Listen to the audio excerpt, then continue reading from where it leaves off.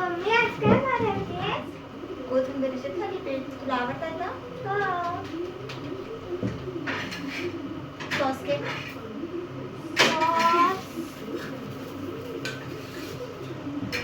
हे घे. आता मला खाऊन दाखव कसे झालेत.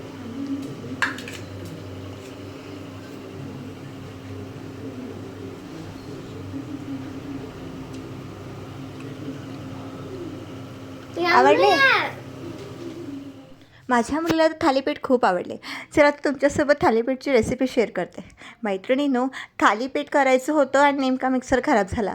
मग काय, आमचा जुन्या पद्धतीच्या वस्तू आपल्या कधी कामी येतात अशाच वेळेस. म्हणून मी हा जो खलबत्ता होता माझ्या सासूबाईंनी आधीच आणून ठेवला होता, पण मग तो काही मी वापरतच नव्हते कारण आपल्याकडे मिक्सी असतो. सो आपण पटापट करायच्या भानगडीत आपण अशा गोष्टींकडे दुर्लक्ष करतो, म्हणून ते खूप दिवसाचं तसंच पडलं होतं. मग आज मी ते काढलं आणि ह्या खलबत्त्याचा खरंच खूप छान टेस्ट आली. लसूण मिरची साधी वाटली होती, आपण ठेचा पण ह्याच्यात केलं की खरंच खूप छान टेस्ट येते. तर मग मी ह्याच्यामध्येच लसूण जरा जास्त प्रमाणात घ्या आणि मिरच्यासुद्धा थोडीशा जास्त घ्या, जेणेकरून तिखट थालीपीठ हे खूप छान लागतात. फिके मुलांसाठी आपण करू शकतो, पण तिखट मोठ्यांसाठी छान लागतात. तर मग लसूण मिरची मी वाटून घेतलं होतं आणि कोथिंबीर मी कापून धुवून नितळवून ठेवलेली होती. चाळणीमध्येच होती ती 15-1 मिनटं. आणि मीठ ॲड करायचं त्याच्यामध्ये, ती लसूण मिरचीची पेस्ट टाकून द्यायची. आणि बाजरीचं पीठ घेतलं आहे मी इकडे. बाजरीचं पीठ आपण साधारण 2 ते 2.5 वाटी घेऊ शकतो, आपल्या कोथिंबीरीच्या प्रमाणात आहे. जर आपण कोथिंबीर थोडी जास्त ठेवली तरी चालेल, छान लागते. आणि समप्रमाणात घ्यायचं बाजरी आणि बेसन दोघं. मी थोडंसं बेसन जे आहे ते कमी घेते आणि बाजरी जी आहे ती जास्त घेते फॉर हेल्थवाईज. हेल्थसाठी आपल्या बाजरी ही जास्त पौष्टिक असते, म्हणून हेल्थसाठी आपण बाजरी घेऊ शकतो आणि टेस्टसाठी आपण बेसनचे पीठ घेऊया. हे बेसनचे पीठ जे आहे ते सम्राट पीठ नाही, हे आम्ही घरी डाळ दळून आणलेली आहे, हे घरचं पीठ आहे. सो बाजरी जी आहे ना ती थोडीशी जाडसर असू द्या. जाडसर बाजरीच्या भाकरीही आम्हाला खूप छान लागतात. आणि काय असतं ना, ते क्रिस्पीनेस जो असतो ना तो बाजरीचा, तो छान येतो त्या धपाट्यांना, जेणेकरून ते क्रिस्पी होतात थोडेसे. आम्ही थोडंसं क्रिस्पी करतो, खूप नरम आवडत नाही आमच्या घरी. आणि बेसनने सुद्धा मस्त त्याला लुसलुशीतपणा पण येतो आणि क्रिस्पीनेस दोन्ही येतो.